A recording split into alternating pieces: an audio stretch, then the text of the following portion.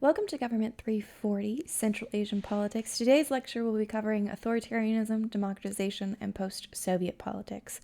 So firstly, what we're going to be doing is we're going to be going over the literature on regimes, regime types, and transition, and then afterwards going into the specifics of post-Soviet Central Asia and kind of the individual country developments that we see happening there.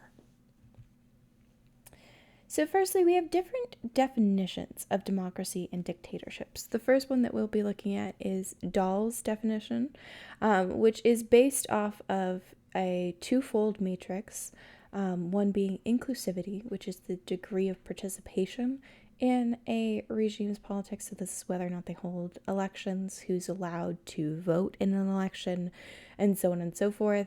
And then liberalization, which is the degree of public contestation. So this is how competitive the regime is. And if you have more political parties active, a higher degree of a chance in turnover in power, you are more likely to see a competitive regime.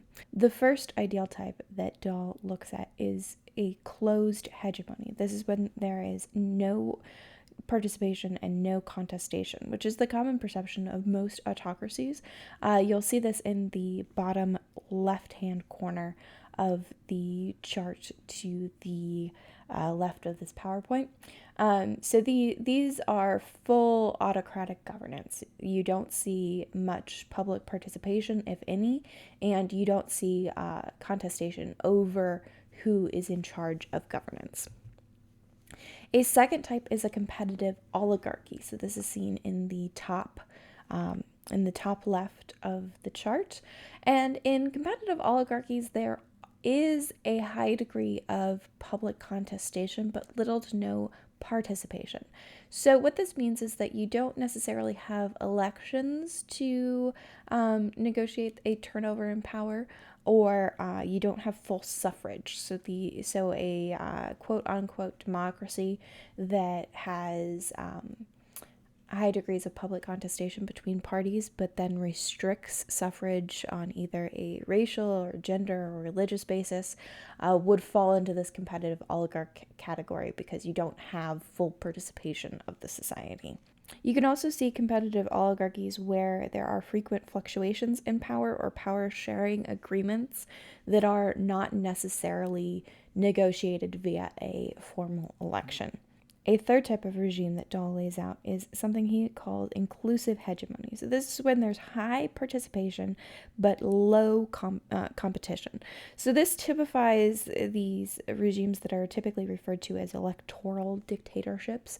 So there will be elections and there are high degrees of participation. So there's high voter turnout, but there is very little competition over who is in power. So the election results are known ahead of time. To look at inclusive hegemonies, look no further than the Russian Federation. The elections take place in Russia, but they are not necessarily competitive. So the results are known beforehand. In the Russian presidential elections, there's not really any question about whether or not Vladimir Putin or whatever lackey he has chosen will win the election. Several of the Central Asian states fall into this category because they do regularly hold elections, particularly in Kazakhstan and Kyrgyzstan, but the election results are still often known. And so this kind of calls into question whether or not the regimes are actually democracies, although they do have high degrees of voter turnout. Another sign that you have inclusive hegemony is when a particular candidate in an election is getting upwards of 70% of the vote. So if they're getting 80% of the vote or 90% of the vote, as we saw in a lot of Central Asian states in their first round of elections after they gained independence, that is indicative of an inclusive hegemony. So we do have high degrees of participation, but there is not legitimate competition between parties. And a fourth ideal type that Dahl lays out in his piece is a regime type he refers to as polyarchy. So Dahl strays away from using the term democracy since he considers it to be an ideal type that's largely unachievable. And so he instead looks at something he calls polyarchy. And polyarchy is a regime in which there's a high degree of political competition and high degrees of participation. So this is what we would commonly, colloquially refer to as a democracy. And granted, a lot of regimes don't fall into these four ideal types. They are typically in between these versions. The U.S. is typically placed as being more so of a polyarchy than any of the other four nowadays, in comparison to the Russian Federation or a lot of Central Asian states that are more so trending towards inclusive hegemonies. But early America, like prior to the Civil War or the expansion of suffrage to women, would be more so in the camp of being a competitive oligarchy, since participation was severely restricted based off of other factors. Dahl also gives us some requirements for a country to be a polyarchy or democracy, and these include that people are able to formulate preferences and signify those preferences to their elected politicians, and then the government takes those preferences into account and weighs them equally from the citizenry, and you use votes to express those preferences.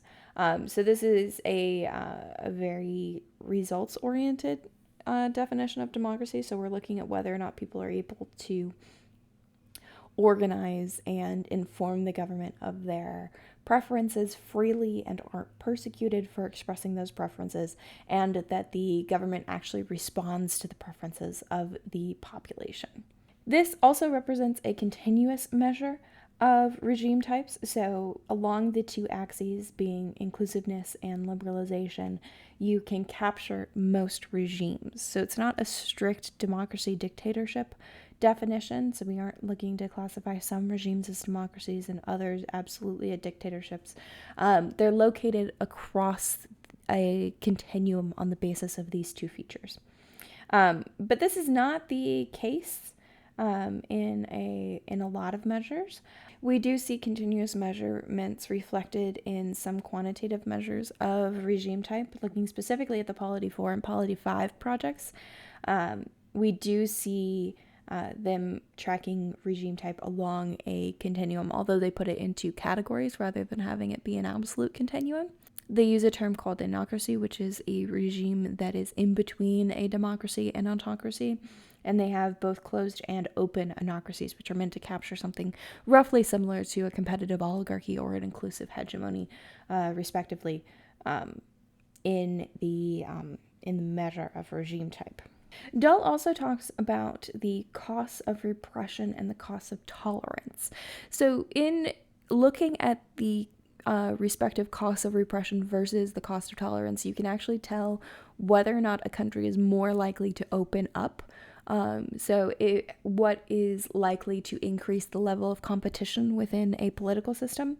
And this boils down to what the costs of repression are versus the cost of tolerance. We are more likely to see the cost of tolerance be low if there is little competition between the opposition and the incumbent government.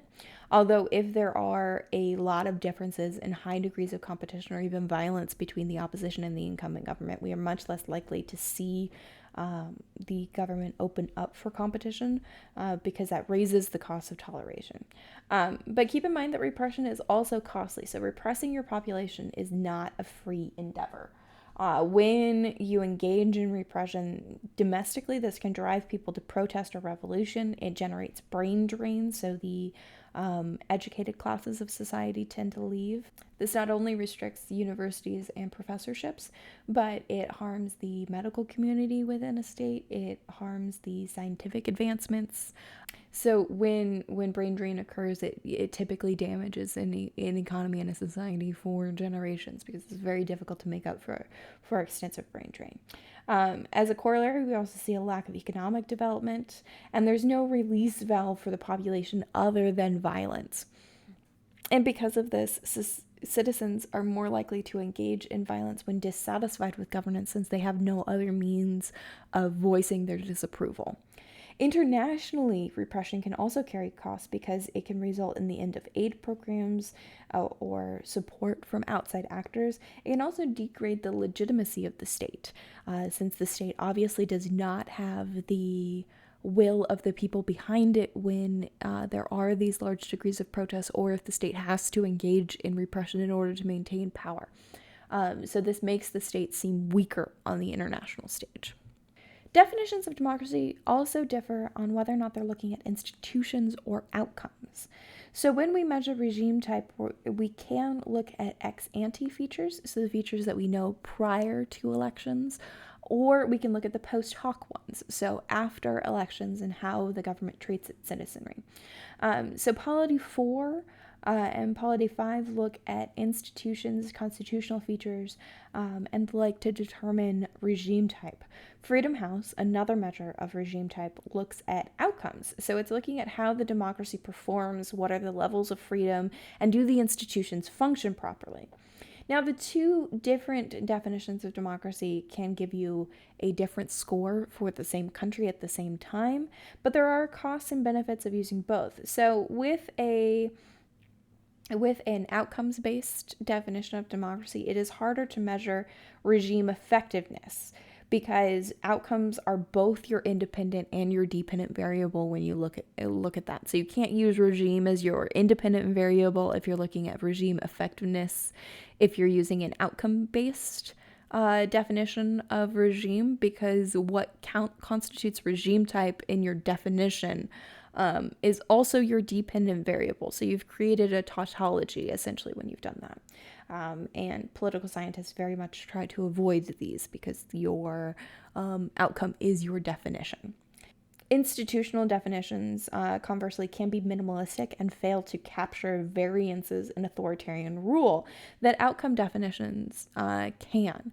So institution-based definitions tend to minimize the differences between different authoritarian regimes.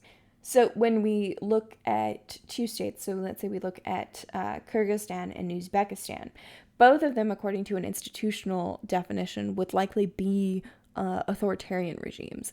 But the actual lived experience within Kyrgyzstan and Uzbekistan is very different due to the nature of the governments in power and their degree of repression. So there might be very little political competition within both states, but the lived experience within them differs. And outcome-based definitions can capture that. But just keep in mind that you really can't use an outcome-based definition of regime as your independent variable if you want to test regime effectiveness. Jacob, Gandhi, and Vreeland all discuss the difference between institutions and outcomes in their piece, and they also discuss their preferred definition of democracy. So they very much prefer this institutional-based definition, and they have a very minimalist definition of democracy. So they stick with a what is referred to as a DD definition of democracy and dictatorship. So instead of measuring regimes on a continuum like Dahl does, Chebab et al. Instead group regime types as either democracies or dictatorships and try to capture the variation within those categories, but those categories exist as they are, and there's no real middle ground between a democracy and a dictatorship. They define democracies through three major features, and that is that they have free, fair, and regular elections. So the election has to be free, so there's high degrees of participation. It has to be fair, so there has to be competition between political parties, and they have to have regular elections. So by this basis, they need to hold elections on a regular and known basis that then leads to a transfer of power. And Chebab actually requires that in order to be counted as a democracy, you have to have at least one transition in political power between parties. So you have to transition power away not only from a person but from a party. So essentially you have to have an incumbent lose an election and actually surrender power to an opposing party in order to count as a democracy. Dictatorship, conversely, according to these definitions, is a residual category. So it's anything that does not have these free, fair, and regular elections. And they're using that to distinguish between regime types because that is the archetypical feature of a democracy, is that you do have elections that determine outcomes.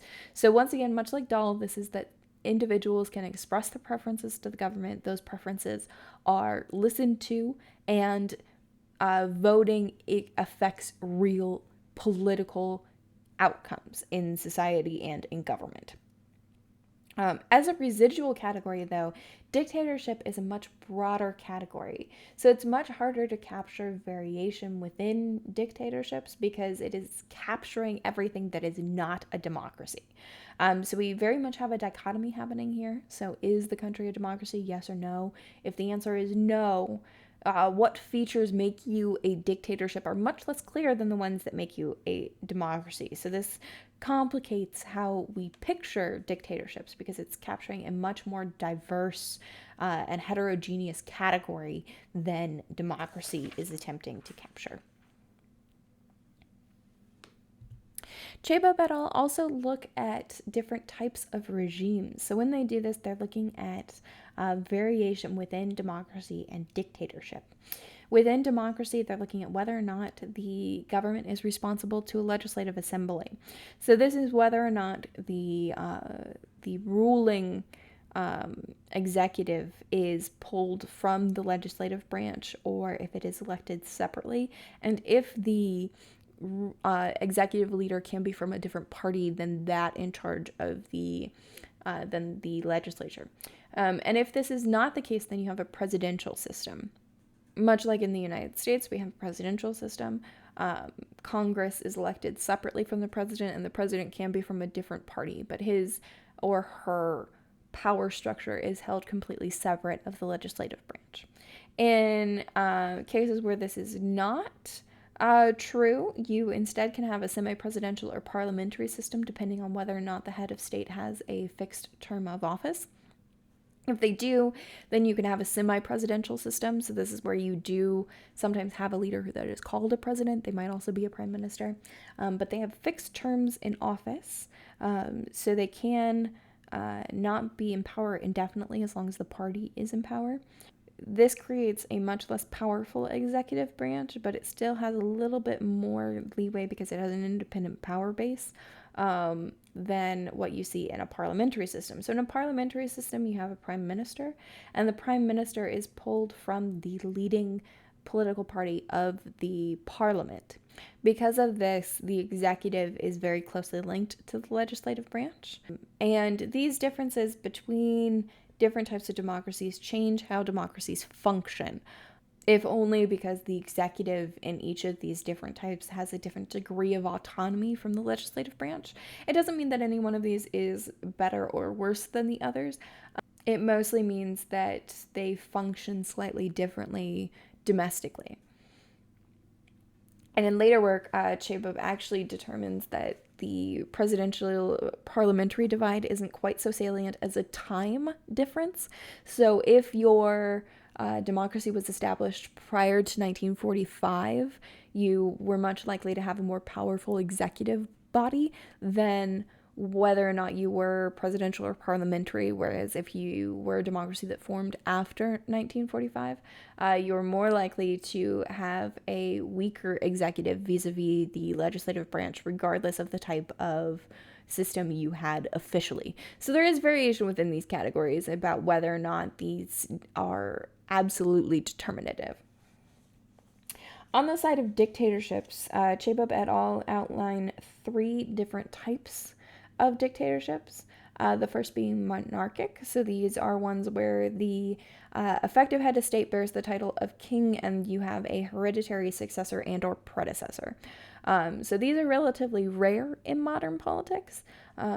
You have a couple still in existence, but they're few and far between. In a lot of cases, what you have instead is a constitutional monarchy that actually establishes a parliamentary democracy.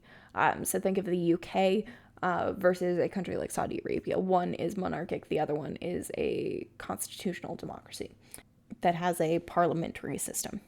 If the current head of state is a current or past member of the armed services. Chebab et al. Declared these types of regimes to be military dictatorships, and if it is not the case, then they are civilian dictatorships. Chebab and his co-authors have been critiqued on both their definitions of democracy and dictatorship in these threefold types, because these lists are not exhaustive. And it does not capture hybrid regimes or competitive authoritarian regimes or these so-called democracies with adjectives that are commonly seen in a lot of writings on regime type in modern political science literature. Now, they don't necessarily want to be capturing these hybrid regimes because, according to a DD measure of democracy and dictatorship, if you are a competitive authoritarian regime or a hybrid regime, you are just a dictatorship rather than a democracy. So once again, keep in mind that with these minimalist definitions, that kind of gray zone between these ideal types doesn't exist in the same way. But it is a potential way to categorize regimes without going into outcomes. So you can use Chebab's designations of regime types as an independent variable if you want to measure regime effectiveness. So you can measure whether or not parliamentary or presidential systems are more effective governments, or if civilian and military dictatorships have different degrees of economic performance, or if they treat their civilian populations differently. So maybe you see more repression in military dictatorships than you see in civilian ones. Or even if you're looking at how they have support from their population, like whether or not that's important. Different definitions of regime type allow for different degrees of gray zone between democracy and dictatorships, and DD measures do not capture that gray zone area. But that doesn't mean that we should discount these types of definitions. And if we look at Central Asia, according to this definition, most of the regimes, if not all of them, would fall into the category of civilian dictatorships, which is an accurate classification of the type of dictatorship that they are. But if we want to see whether or not the political development within Central Asia has changed society, it might be better to go with a definition that actually does capture the variation that we see in Central Asia. So although they are all classed under this definition as civilian dictatorships, you might see Kyrgyzstan jump into the democracy category after 2017 when they have their first turnover in power. But otherwise, all of them are primarily civilian dictatorships. So we aren't seeing the variation in governance with this definition. But once again, if you want to measure outcomes, you then can't test a lot of the features of effective governance. Both Dahl and Chebab and his co-authors deal with regimes primarily as stagnant entities in what we've read. Dahl's book, if you read it in its entirety, does go into how you see movement between regime types and how regimes open up for competition. But in chapter 1, he's mainly describing these ideal types. So they are describing stagnant political entities. But this does not capture realities. So, especially in Central Asia in the 1990s, we saw a high degree of political change. And as they were becoming independent, there was high hopes that they would transition to democracy. And this is because we see the breakup of the Soviet Union as kind of the last major democratization occurring as part of the third wave of democracy. So Huntington talks about this. We didn't read him for class today, but he is the one who outlined the various waves of democratization. And the third wave lasts from the 1970s into the 1990s. So during this time, we do see a lot of dictatorships moving from being full dictatorships towards democracy, or at least it was assumed that they were moving towards democracy. And this was seen in Southern Europe, Latin America, East and South Asia, Eastern Europe, Sub-Saharan Africa, and even parts of the Middle East in this time period. And this led to what was dubbed the end of history by Francis Fukuyama. And this was the idea that after the collapse of communism, there were no major competitors anymore to liberalism or liberal democracy. And it was assumed that there was going to be an increase of democracy across the world and that this increase was inevitable because of the lack of political competition. By 2002, though, we see Thomas Carruthers writing and talking about the end of the transition paradigm. So the transition paradigm, characterized by writings on the third wave and after Fukuyama's piece on the end of history, assumes that regimes that are moving away from dictatorship are moving towards democracy, and that this transition is going to occur through a series of stages. So first, they're going to have a democratic opening, so they're going to open to more political competition. Then you're going to have a breakthrough, which is a period of actual competitive elections and a transference of power, and then a consolidation of a democratic regime. The transition paradigm heavily stresses the importance of elections as indicative of the success of democratic breakthrough, and that elections are a key determinant of the success of a democracy or a transitioning regime.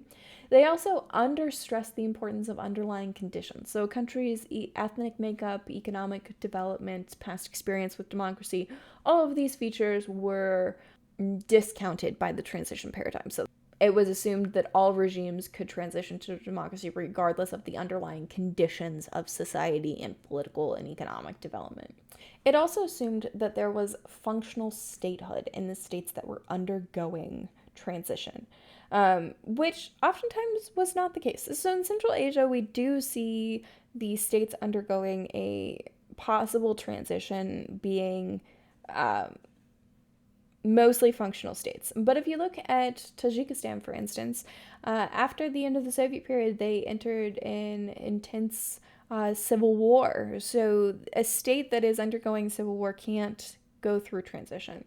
And a lot of states that were emerging with their independence in the 1970s through the 1990s were not functional states. So you had war-torn states, post-revolution states, states that were still engaging in civil wars, being the site, theoretically, of transition, when in effect they were attempting to state and build from the ground up. So in practice, we don't see this paradigm proving to be true. And instead, we see a fairly stable gray zone, in Carruthers' opinion, between democracy and dictatorship, where regimes are not in the process of moving towards dictatorship, and they aren't necessarily in the process of moving towards democracy either. And this has triggered talk of a potential rollback of the third wave. So the resurgence of authoritarianism or dictatorships in the regions that were thought to be democratizing. And part of this might be due to the fact that they called a lot of regimes transitionary ahead of time. So they were too quick to say that countries were transitioning to democracy when in fact they were entering this gray zone. And you actually saw only about a fifth of countries that were in this third wave actually achieve successful democratization. And even when they did, they rarely followed the progression of stages that's outlined in the paradigm. So there's no real linear pathway from dictatorship to democracy, regardless of what the paradigm seeks to lay out. Additionally, elections are a fairly poor indicator of regime and the success of democratization. So if you have elections, that doesn't necessarily mean that citizens are involved in politics beyond voting. So they're kind of a cover for a lack of political involvement or disaffected citizenry. And in addition to that, a lot of authoritarian regimes have adopted the practice of holding elections. So despite the fact that there is little to no competition, they will hold elections regardless. And holding elections actually does improve the lifespan of a dictatorship. So you see longer lasting dictatorships if they hold elections, even if those elections are a complete farce. So really what you see is the Western expectations of states holding elections was too high. Even if a state does hold elections, that doesn't mean that it is a successful democratization effort, and doesn't even mean that the country is aiming to transition to democracy at all. And part of the impact of elections is highly determined by the underlying conditions within society, particularly past experience with self rule.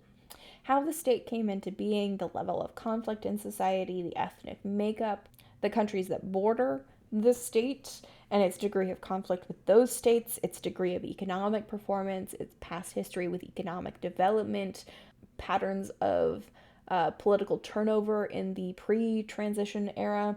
All of these have an influence on political development and the degree of success of a potential democratization effort. And once again, a lot of the states that were pointed to as being transitionary regimes were non-functioning states. And states that are failed states cannot be transitioning either towards a dictatorship or democracy. They do not have an effective government.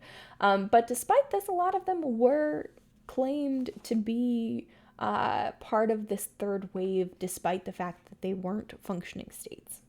In the end of the transition paradigm, Thomas Carruthers also lays out two syndromes that plague these gray zone governments. So, once again, this gray zone that Carruthers talks about is a stable zone between democracy and dictatorship. So, these are hybrid regimes characterized by low civilian involvement or disaffected citizenry, so they aren't heavily involved in politics. Despite this, they have some aspects of democracy in play, but they aren't necessarily transitioning towards democracy. So they can very often remain within this gray zone for extended periods of time. So there's a stable equilibrium point here between democracy and dictatorships that states can function in largely indefinitely.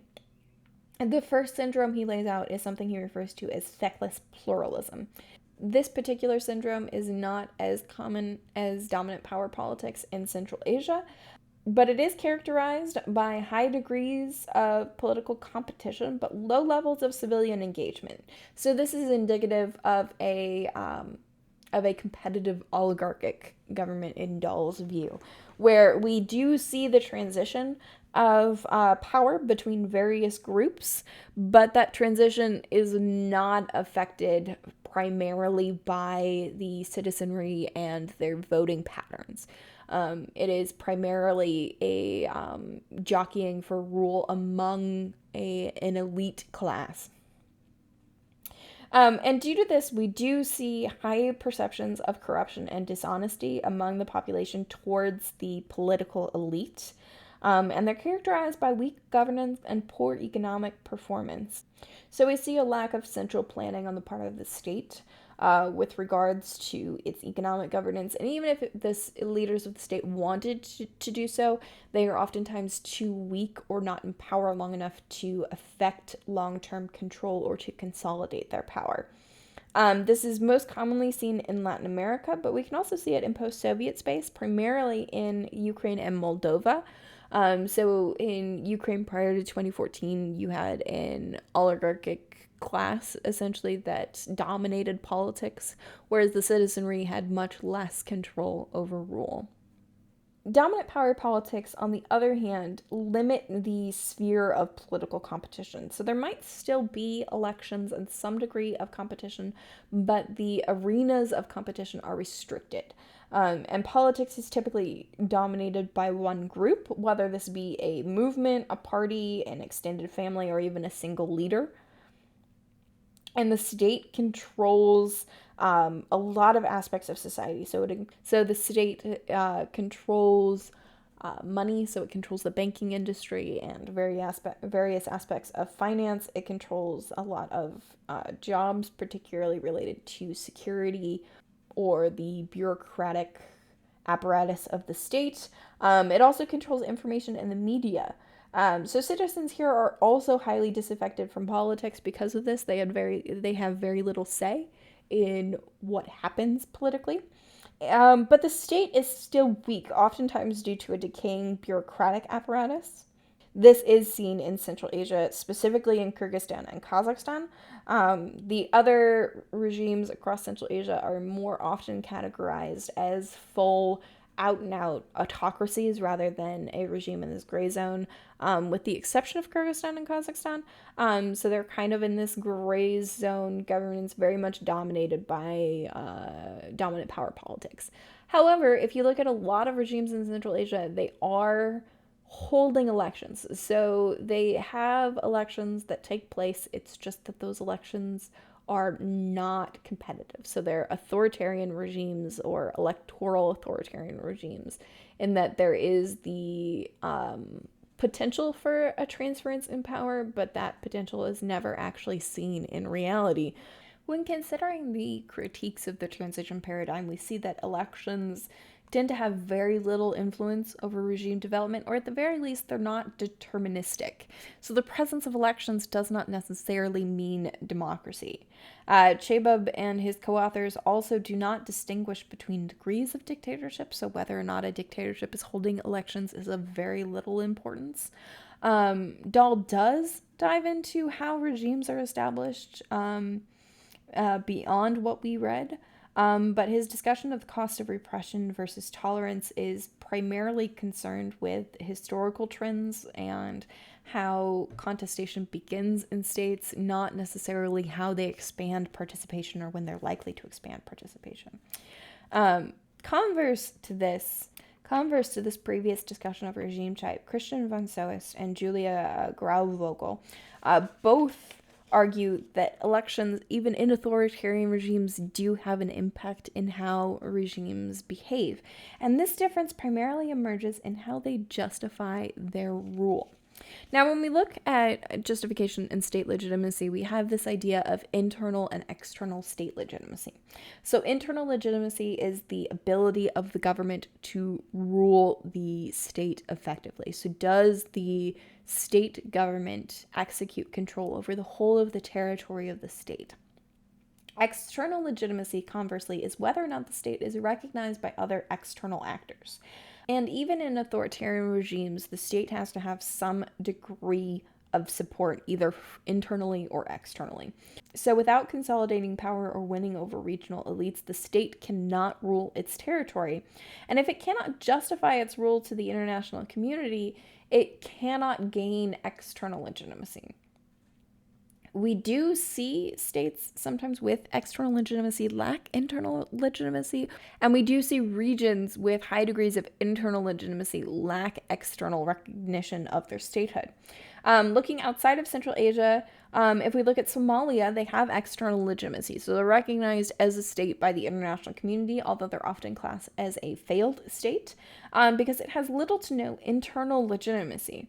However, Somaliland, a breakaway region of Somalia, is not granted statehood, so it lacks external legitimacy, but its ability to govern its territory is much stronger than that of Somalia. So it has a greater degree of internal legitimacy and internal sovereignty vis-a-vis Somalia, even though it lacks that external recognition.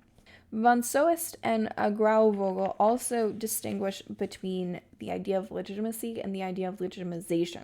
So legitimacy is the capacity of a political system to engender and maintain the belief that the existing government institutions are the most appropriate. So is the existing government the perceived ruling authority, and does it have the support of the people behind it? Or does it have the support of some ruling coalition behind it? So does it have internal support for its continued rule? Legitimization, conversely, is the process of achieving legitimacy. So how do states go about generating legitimacy? How do they justify their rule? And in von Soest and Grauvogel's piece, they're discussing various claims of legitimacy by the state. So they're not looking at whether or not the state's claims of legitimacy are effective. They're looking at primarily what claims are the most prevalent in different types of autocracies. So when we look at authoritarian regimes, what claims do they use to justify their rule, and is there a preference based on the type of authoritarian regime? So they are looking at closed versus open authoritarian regimes. So they're looking at whether or not elections have a distinct impact on the political development of legitimacy. So the first way by which a regime may claim legitimacy or try to achieve legitimation is through a foundational myth. So these myths are very often closely tied with nationalism and emphasizes the role of the ruling group and elites in state building. So this is particularly common after violent struggles, be this war, revolution, or liberation. It can also come into play prior to war or revolutions. You might see what would become the ruling party citing this foundational myth as a means of mobilizing the population. And it is especially common along ethnic lines. So when you see a state trying to achieve state legitimacy for a particular ethnic group, you will see the use of the foundational myth quite often. Once again, looking outside Central Asia, if we look at the breakup of Yugoslavia, foundational myths were often cited by various breakout states within that region to justify their rule. So you had Serbia citing a foundational myth. You had Croatia doing very similar things, along with Bosnia attempting to do so despite its more ethnically heterogeneous nature vis-a-vis the other republics of Yugoslavia. This undercut the ability of the Yugoslav federal government to rule, but was used to mobilize populations and is still seen in their politics. And the use of foundational myths in their independence movement has impacted their political development post independence, if only because it was greatly influential in the creation of their national identity in the post 1990s era.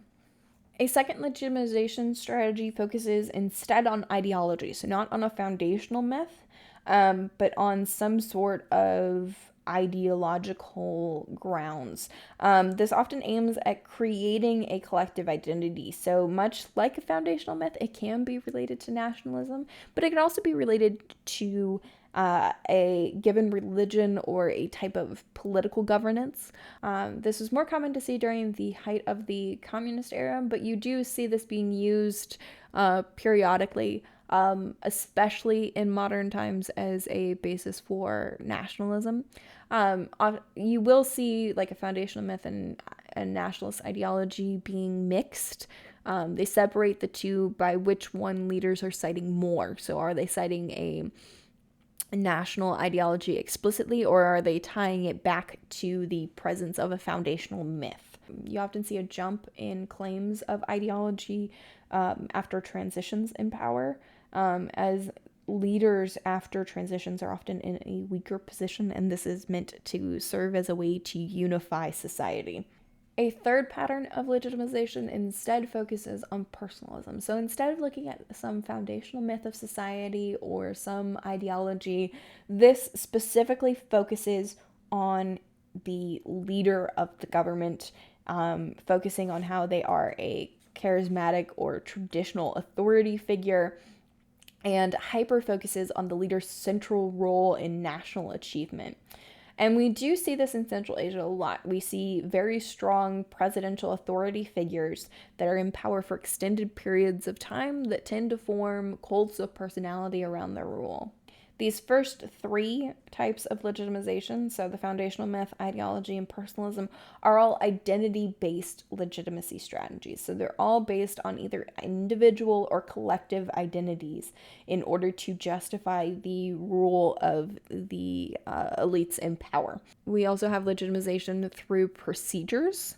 Procedural legitimacy focuses on the role of order. These regimes can be nominally democratic and hold elections, even if those elections are not deterministic or have hereditary transfers of power. But regardless of how they transfer power, they are trying to have what is seen as a legitimate framework.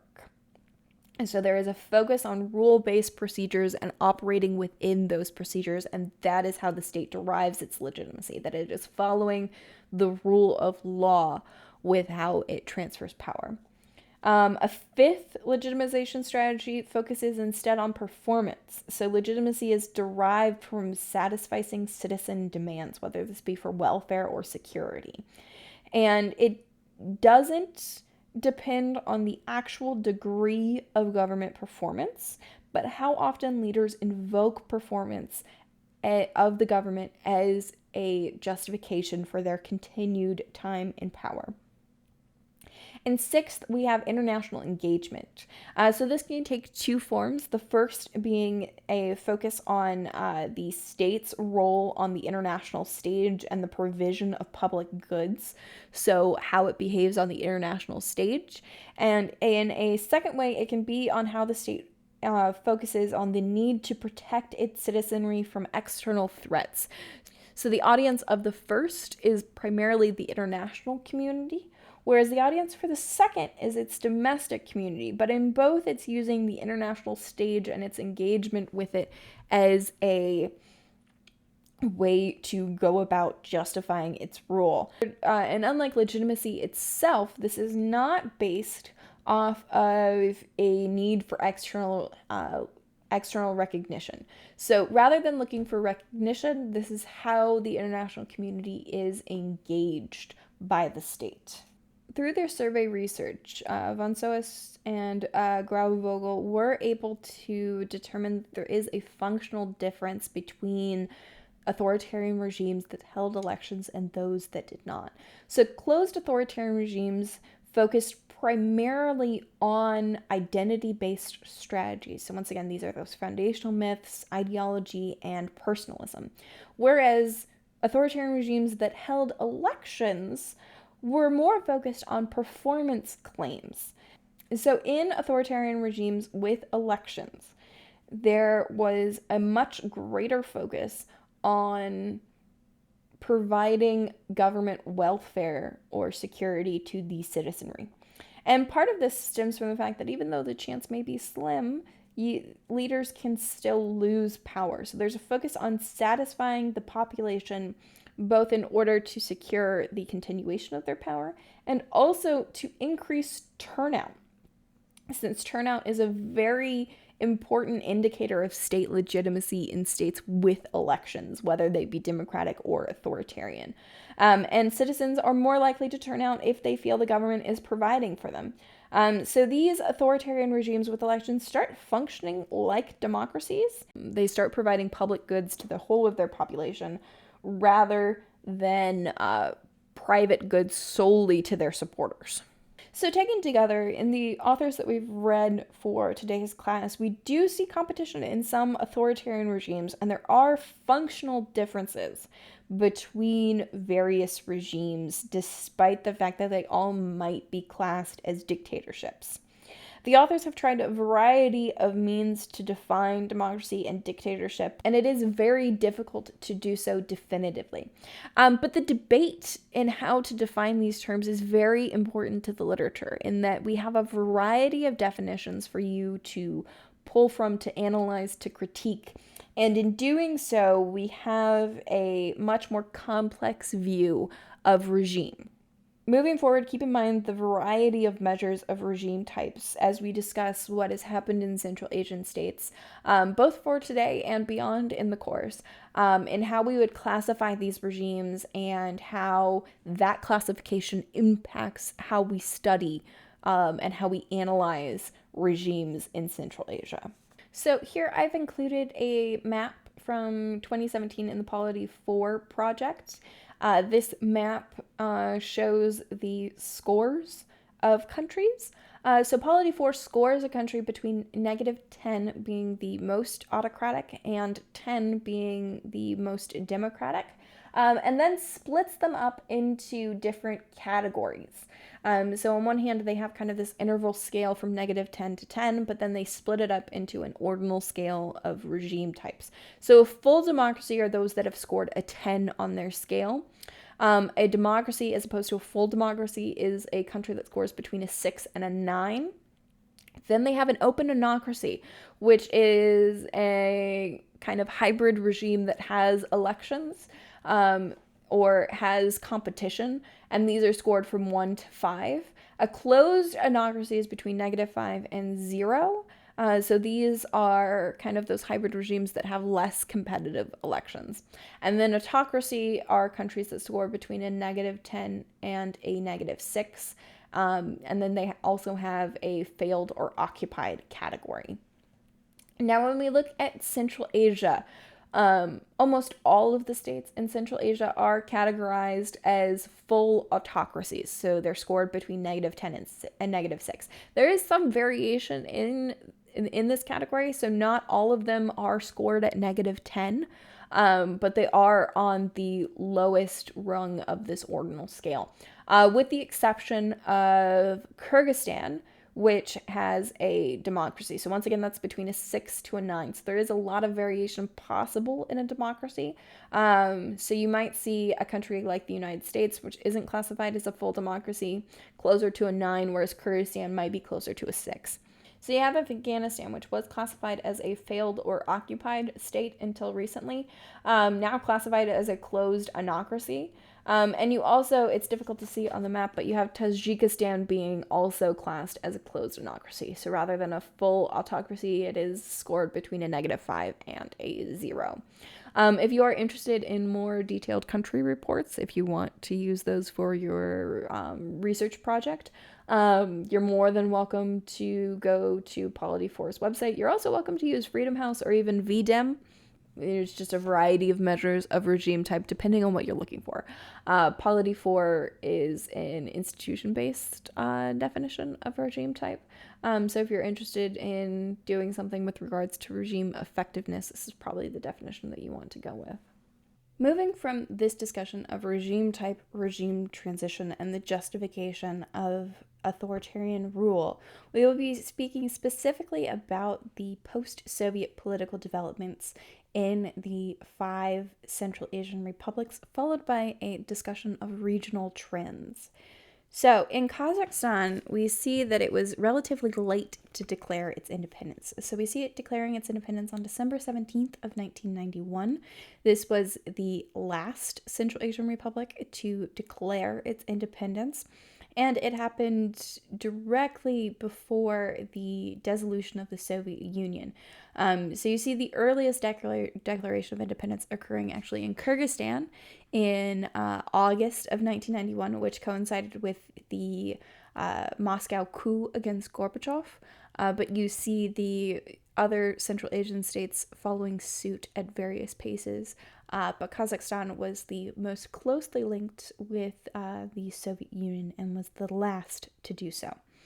Unlike many of the other Central Asian states, or even many of the other post-Soviet states, Kazakhstan had a unified political elite in the post-Soviet era, and due to the consolidation of control directly after, they did allow for some political competition, particularly in the parliamentary elections, but not over the presidency. So Kazakhstan's first presidential election was won by Nursultan Nazarbayev, who held office from 1991 to 2019, when he resigned.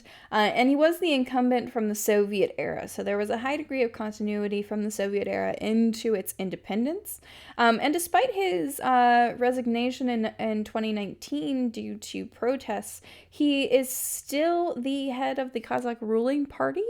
And he remains Elbasi, which is a term used to refer to the leader of the nation or the people. And he received this title from Parliament in 2010, so it has not been revoked. So you had a very powerful presidency, and even after leaving office, Nazarbayev has had an influence over developments in Kazakhstan, even though his exit from office was fairly recent. In comparison to a lot of other Central Asian states, Kazakhstan also had vast energy reserves that it could use in order to generate links to the West. So it used its oil and gas supplies to forge connections with the United States and the EU. But there has been an increasing amount of power consolidation. So this kind of pairs with the corruption scene in the state. So despite the fast wealth incoming from the oil sector and its natural resources.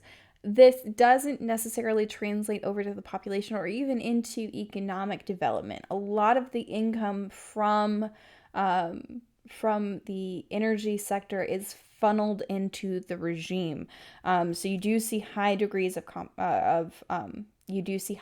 corruption in Kazakhstan, and increasingly you saw less and less competitive elections for parliament. There's not necessarily one party in Kazakhstan, but all of the parties that are active are pro-Nazarbayev.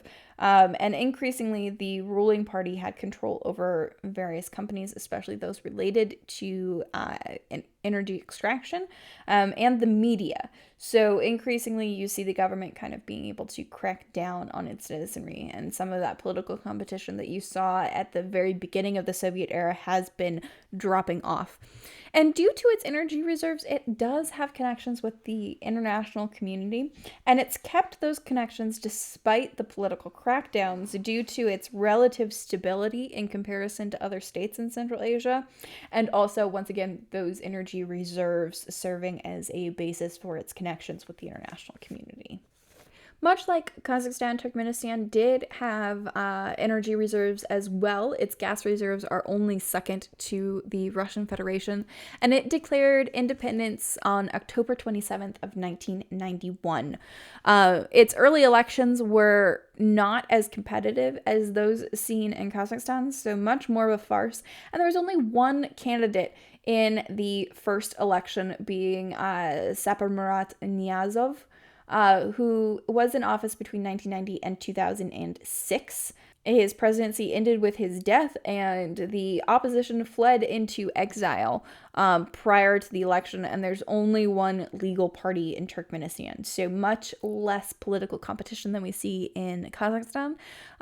So that, looking at Polity 4 scores, we would anticipate that Turkmenistan has a lower score than Kazakhstan. So as seen in the Polity 4 photo, both of them were scored as autocracies, but that title of autocracy captures scores between -10 and -6. We would anticipate, due to the lack of political competition at any level in Turkmenistan, mean that it's closer to that -10, whereas the greater degree of competition, even if it has been decreasing over the years, and there isn't any real competition, the fact that there is some political outlet means that it might be closer to that -6 than Turkmenistan. Once again, Turkmenistan has gas reserves, but unlike Kazakhstan, it has been highly reliant on Russia in the post-Soviet era to sell off those gas reserves. Due to the highly personalized dictatorship in Turkmenistan, this precluded closer ties with the West, so they haven't forged those ties that you see Kazakhstan have with the West, where they're still very much reliant on Russia and other authoritarian regimes for external support. Additionally, the regime has been highly corrupt, much more so than Kazakhstan, and the income from its energy reserves has been funneled into a personality cult for the president. We see the ruling party and leader of Turkmenistan using personalism in order to legitimize its rule. So it's very much reliant on this personality cult and the influence of the president to justify rule. And due in part to the political climate within Turkmenistan, we have seen brain drain and very poor economic development. So there has been a flight of the intelligentsia, and this is very problematic for economic development, since a lot of the driving force behind innovation has left the country. Additionally, the regime has put corruption over growth, so the personal enrichment of the president and his ruling coalition has been placed above the economic development of the state as a whole, and this has stagnated economic growth in the post-Soviet era. Uzbekistan was the second Central Asian republic to declare its independence, doing so on September 1st of 1991. Islam Karimov won the first election and was in office until his death in 2016. And Uzbekistan did not institute many economic reforms, unlike a lot of Central Asian republics. Karimov claimed that the lack of economic reforms in the 1990s prevented the worst of the post-Soviet economic collapse, which impacted states all across post-Soviet space, including Central Asia, and kind of stunted their early development in the 1990s as they were attempting to recover from the economic collapse of the Soviet dissolution. But despite the fact that they were not hit quite as bad as their neighboring countries like Kyrgyzstan or Kazakhstan, their economy became increasingly dysfunctional over time as their lack of economic reform limited cross-border trade and exacerbated rural poverty. So Uzbekistan leaders were very much after this idea of economic autarky, which is the idea that the country would be able to provide all of its economic needs for itself without having to turn to outside actors. So instead of specializing in any particular aspect of the economy, they were trying to diversify the economy and provide for themselves. But what this meant is that they lacked connections with their regional or even global community. And in doing so, they prevented potential economic growth that occurred in other areas of Central Asia during the post-Soviet era. Despite this, we do see Uzbekistan opening up in the 2000s, partially as a result of the war on terror. So this allowed for the country to potentially open up to the West and the U.S. in particular. The United States was willing to give economic and political aid in exchange for economic reforms. But this did not last. Government crackdowns and the use of torture on civilians meant that the U.S. suspended aid in 2004.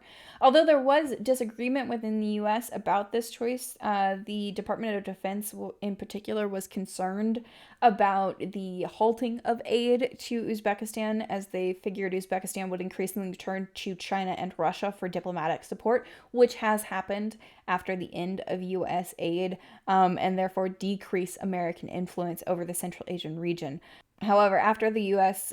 Suspended aid in 2004, you saw massive protests break out across the country against the regime in 2004 and into 2005. However, although you saw revolts and protests taking place over this time, they had very little impact on the Karimov regime, so he managed to stay in power despite the protests. After Karimov's death, we have seen a bit of political opening, and state leaders are looking increasingly at regional competition and potential regional coordination, but there's no evidence that this will lead to further democratization. So a potential for economic opening, but not necessarily for any sort of increased political freedom after 2016. Tajikistan declared its independence after Uzbekistan on September 7th of 1991. But unlike the states previously discussed, Tajikistan lacked a unified political elite in the post-Soviet era. So there were intense north-south political divides within the state that were exacerbated by the political vacuum caused by the collapse of the Soviet Union. And there were frequent political turnovers prior to 1991 within Tajikistan. So rather than having a single leader that can unify and consolidate power within the newly independent republic, in Tajikistan, you didn't have a leader for the ruling elite to unite around. So instead, you see protests breaking out across the country, which eventually developed into a civil war. So in 1992, they formed a government of national reconciliation, but this did not last, and the president resigned a few months later. Two groups formed the People's Front of Tajikistan, also known as the PF, which was backed by the Uzbek government and started forming militias, and the United Tajik Opposition, which comprised of a myriad of forces. Due to the diverse nature of the groups that made up the Tajik opposition, it was very difficult for groups to coordinate and organize. And over time, the PF gained prominence over the United Tajik opposition, especially after the PF gained control of the capital of Tajikistan. And increasingly after this happened, you saw the government turning to state repression. So the first president under the new government was Emomali Rahmon, who took office in 1992 and is still president to this day. And this followed PF victory. Arguably, it was a coalition government between the PF and the United Tajik opposition, but the actual government that formed was very much the result of a PF military and political victory. And after 1992, Rahmon has been devoted to consolidating control either through the co-option or removal of elite, first in the south of the country and then moving to the eastern regions. This took a great deal of time. Power consolidation really only solidified in 2011 for the state, and there has still been periodic violence across the country, particularly in 2012 and 2014, although it flares up from time to time still today. So despite government control, we do see great political divides within Tajikistan still to this day, and it saw some of the most intense fighting in the post-Soviet era, not only within Central Asia, but across post-Soviet space. Really the only other country that saw this degree of infighting and civil war was Georgia, and then later Kyrgyzstan also saw a lot of protests turning to violence, particularly ethnic violence. Kyrgyzstan declared its independence on August 31st, 1991, and was the first Central Asian state to do so. And its first elections were much more democratic than its counterparts in Central Asia. So we saw more competition. It was the only state where the incumbent failed to win the first election. And we saw Askar Akayev winning the first round of elections, and he was in office from 1990 to 2005. Despite the fact that the incumbent lost, and this was considered to be a more competitive election than what was seen elsewhere in Central Asia, there was increasing numbers of government crackdowns throughout his reign, which culminated in the Tulip Revolution in 2005. So this was seen as part of the color revolutions that happened across the Middle East and Eastern Europe and Central Asia. The Orange Revolution in Ukraine, for instance, happened at a similar time period and saw success there. The Blue Jean Revolution took place in Belarus, which was not successful. And there were several others that took place across the world and was largely seen as the precursor to the Arab Spring in the later 2000s. Much like other color revolutions, the Tulip Revolution was triggered by a presidential election, and it resulted in the ousting of Akayev. This was seen as odd because he had been the most pro-Western and most liberal of the Central Asian leaders, but his quest for power consolidation disrupted the fragile equilibrium among elites. So much like Tajikistan, there is a very salient north-south divide within Kyrgyzstan, and Akayev's support primarily came from the north, and in consolidating power, southern elites increasingly felt disaffected by politics and more likely to revolt. Western powers dubbed these protests as a democratic breakthrough, but regional leaders remained the main organizers of the protests. These were not necessarily spontaneous popular uprisings. They were very much the product of these regional leaders who controlled still large portions of the country in contest against the national government of the state. As a result of the Tulip Revolution, you see, once again, Akayev being ousted from power, and as a result, Bakayev became the new president. Despite the protests, though, you saw increasing levels of repression and little democratic reform under his presidency. The U.S. was silent on the human rights abuses for a long time, and this was largely viewed as a result of the war on terror, informing U.S. policy, as the U.S. was concerned with maintaining its presence within Kyrgyzstan in order to more effectively engage forces in Afghanistan.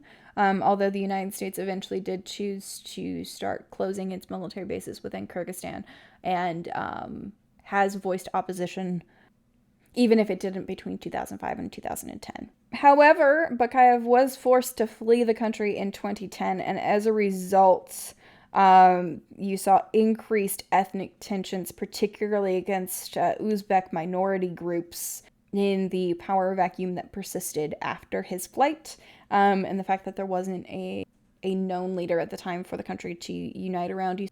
Ethnic tensions escalated to outright violence, particularly in the southern city of Osh in Kyrgyzstan, which has been the site of frequent ethnic fights between ethnic Kyrgyz and ethnic Uzbeks within the city. Despite these tensions and the mounting protests, you did see the government holding a constitutional referendum in 2011 wherein Almazbek Atambayev won office and remained in office from 2011 to 2017. Once again, we saw little economic reform under his presidency, and he still used repression against his political opponents. But contrary to other leaders, he did leave after a single term.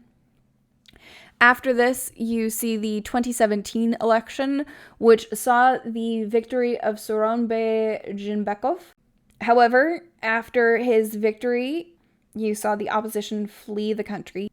Jeenbekov won the election with 54% of the vote, so it was a competitive election, but Jeenbekov was a political ally of Atambayev, so you do see a continuation of political power within a single party, and his opponent, Babanov, was accused under spurious charges of inciting ethnic violence after the election was held. So you still see a lack of political competition, even though technically there has been a turnover in power. So the actual practice of democracy in Kyrgyzstan is suspect due to these developments. So looking at the 5 Central Asian republics, we do see several through lines and regional trends present. The first being that there is increasing power consolidation across the region. So in all of these states in the post-Soviet era, we do see presidential figures and executive leaders consolidating their power and gaining additional power bases over time. And we also see the legacy of the color revolutions. So we see one taking place in Kyrgyzstan, but Uzbek politics and the treatment of the protests in 2005 in Uzbekistan were definitely colored by the presence of the color revolutions. So these color revolutions are often perceived within the region to be the result of Western backers who are interfering with domestic politics. And this has legitimized increased government crackdowns upon what might be legitimate protest against governments. So it has enabled increasing repression across time, which has also aided consolidation efforts. We also see decreasing Western involvement. So initially in the 1990s, and especially after the start of the War on Terror and the 9/11 attacks in the United States, you do see the United States getting much more involved in Central Asia. But since the early 2000s, this has dropped off, in part because there haven't been sufficient democratic reforms and there have been continuing human rights abuses within the Central Asian states that hinders not only U.S. involvement, but also involvement from the EU over time. And as a result, these countries are still very reliant on the Russian Federation, and the Russian Federation likewise considers Central Asian states to be part of its sphere of influence. And as the United States and the EU have decreased their involvement in the later part of the 2000s, you see increasing Chinese involvement, on one part due to its One Belt, One Road projects to jumpstart overland trade in Central Asia, but also as a corollary and a provider of aid to the United States that does not require them to engage in economic reforms or to resolve human rights abuses. So this is a source of aid that requires fewer strings than trying to get similar aid packages from the United States. Additionally, throughout Central Asia, we see degrees of authoritarianism over time. So alongside this power consolidation, we do see differing levels of competition among political parties and actors, both across the Central Asian states and even within Central Asian states.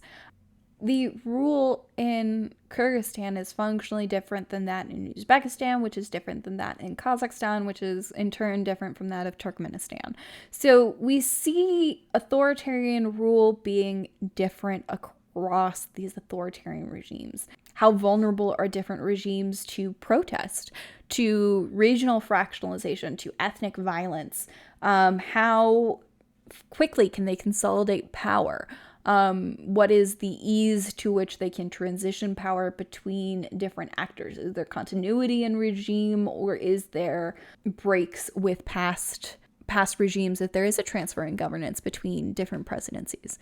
Moving forward, it's important to keep in mind that these governments are different in Central Asia. The practice of rule is different. The degree of autonomy that authoritarians have vis-a-vis their population is different in each one of the Central Asian states, as is their degree of control over the territory of the state. So some leaders are much more beholden to regional actors than others.